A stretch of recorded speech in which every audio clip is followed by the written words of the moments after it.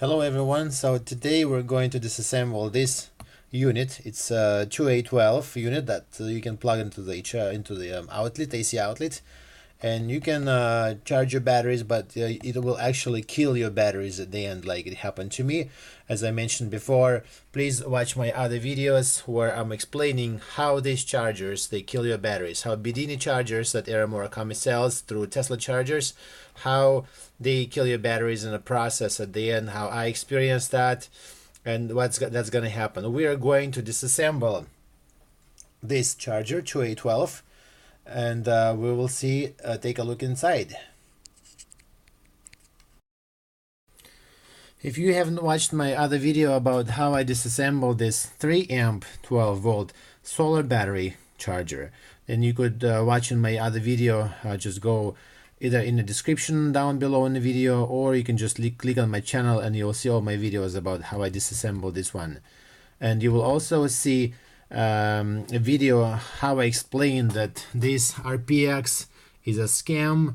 That's a device that doesn't really work. That allegedly it works to heal your body based on Rife, but it's just an experimental crappy test device that doesn't even do anything to you. You'll spend money on it and you will not be able to get your money back.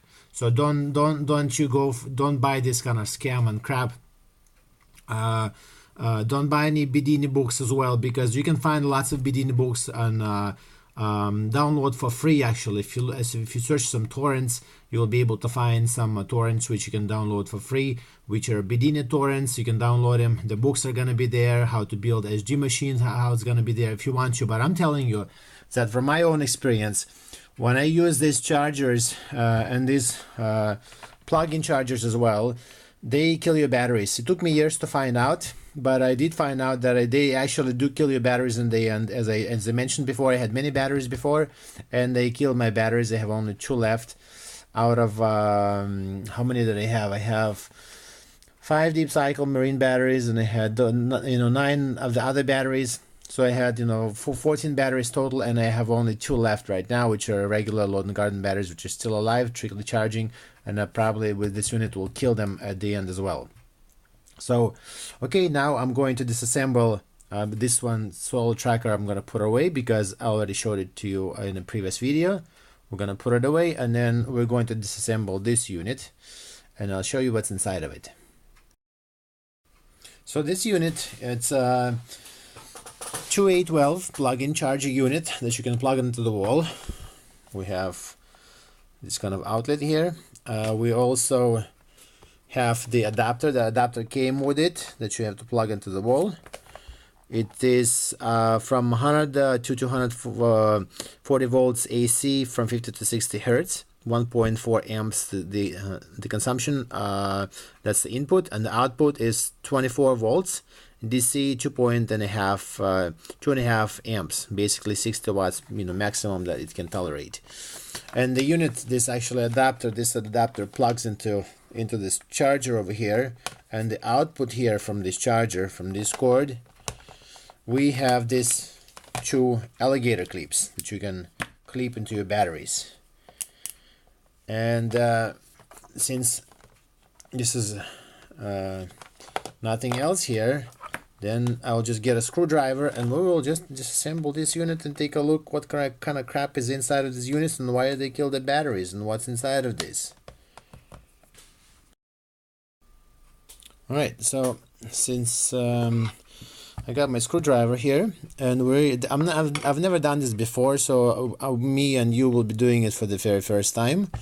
I guess we have to unscrew this or get rid of these little knobs here, which are plastic or rubbery knobs, which are tightly glued there, tightly glued to the end, to the corners of this 2A12 plug-in charger.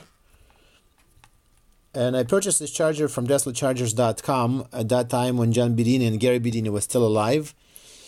And I, after several years of using it, I notified Aaron Murakami on TeslaChargers.com from that website. He runs his own energy science forum, which he banned me from it because I complained that the chargers are killing my batteries, and he didn't like it.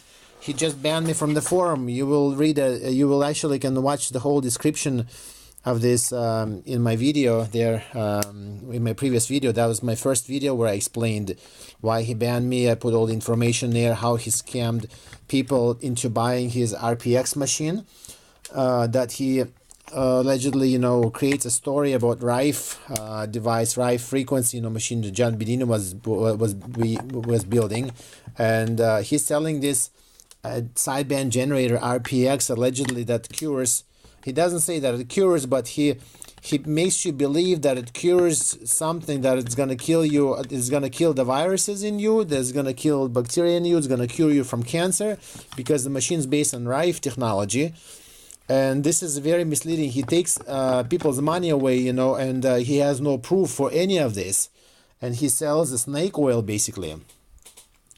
And that's why I'm going to show to the world what's going to be inside of all these chargers, what's inside of every one of them.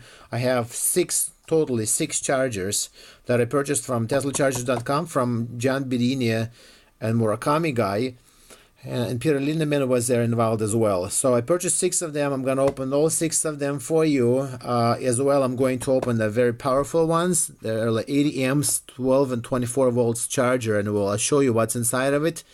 If there is something inside, I will reveal all the secrets that they put inside those chargers. You can actually build your own units if you find something inside of this. This is my very first time I open this. I've never opened this before. So we'll take a look. As you can see, compared to the Solar Tracker 5, the 3A12 unit that I previously, I actually opened up in my second video. This is my third video. These LEDs, they're not flat any longer. They're just a little bit oval over here on the top, and they pop out. So one of them is red, one of them is green. All right, so here we are. We're going to open this up. Let's hope you see pretty good here. Okay, let's see. This connection is, I'm just worried about this. I'm just worried about a little bit about this, knob over here, because it doesn't want to come out, and I'm just thinking how to open this one up so that it's going to be easier, but we'll take a look first. We'll see. Maybe something's going to be okay. See a huge cap inside there. That's the first thing I see. And I see a heatsink. Okay, we're going to take a look at it. Just let me... I'm going to put it on pause. I'll try to open this up unit carefully so I wouldn't break anything. Alright, so I was able to actually pry this wire from the side here. From the side, I was able to open this one up and unclip it, because it was clipped from the inside out. And I was able to open this unit up here, and we'll take a look here what you can see. So basically those are the two LEDs here that we saw earlier. This is the connection for the for the adapter, for the it's not actually adapter, but it's this actually DC input comes over here from the adapter, from the power supply adapter. It comes over there. These two actually, these are in the alligator clips. That's output power over here, and as you can see, everything is spotted. We have a big cap here, electrolytic cap. It's 27,000 microfarads. It's 35 volts. I'm not sure if you can there. 27,000 microfarads. It's 35 volts, and pretty much everything is spotted here. So I have to tell you is that this electrolytic capacitor was a little bit warm. So the problem with this is that the closer they are to the heatsink, the warmer it gets, and the faster electrolyte dries up inside of it. So what's going to happen? So this electrolyte, this capacitor over here, will not last for too long, just because of it stands close to the heatsink. The heatsink heats up, as I told you before, dries up electrolyte inside. It shortens the life out of this. So this was a bad idea. You should have put at least some kind of wall in here, a little bit of wall or something else, or maybe move this to the corner a little bit. So and this is all enclosed, so inside the heat accumulates, and there has no way to come out, from here. So electrolyte, if this one goes out, you won't be able to replace it. You know why? Because it's all potted in here. So that's the problem. Here we have inside of this, we have a pot in here. It's a trimmer pot that you will be able to actually adjust there's a little bit of a adjustment screw inside there. It probably won't be able to see too well, but there's a little bit of adjustment screw inside of it.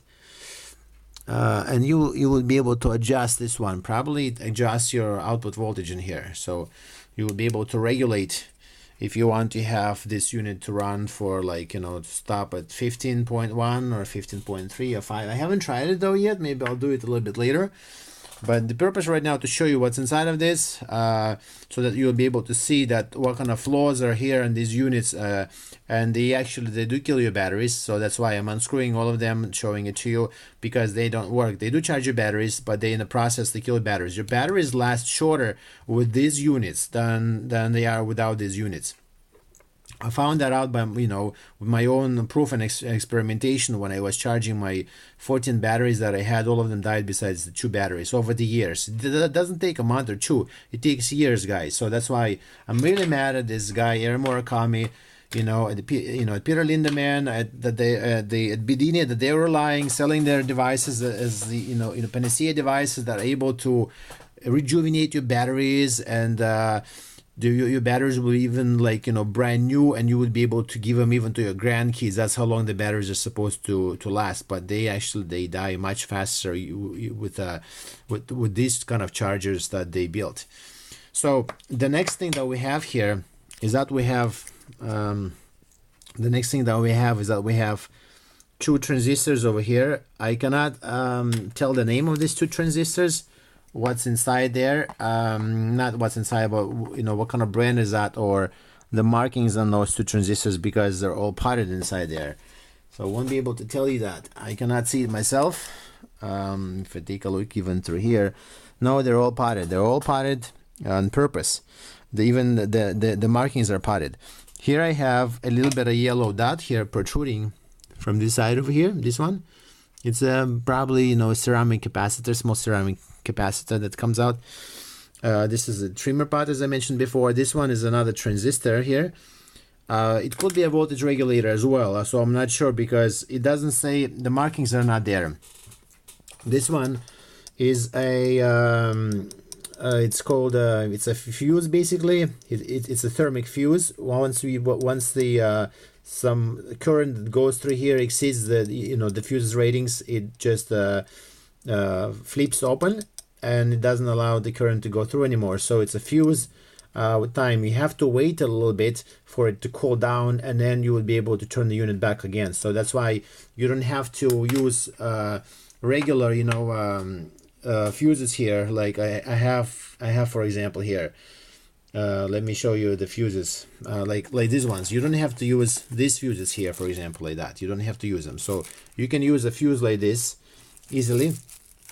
When more current goes through there, it just automatically becomes hot and shuts itself off, and it cools down a little bit later, and then you can turn the unit back on again, no problems.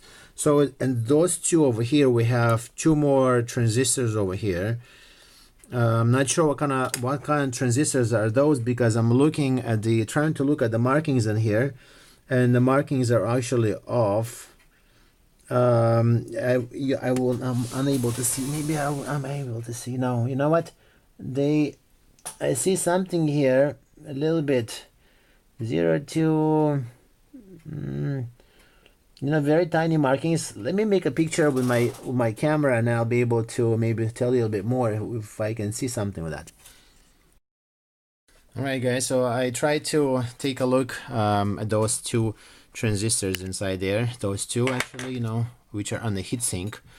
And I believe this one, it says I was able to discern a little bit, not quite well if I'm right or not, because it's a little bit hard to see. So it could be it's IRF B 7260 or 7 something. So as I try to take a look at here, it does say IRF, right? IRF. I'm not sure, you won't be able to see too much on this, but I do see it says IRF, and then I think it says 260. But on this one, on the right side, the right side of this transistor, it says IRF B, I think IRF B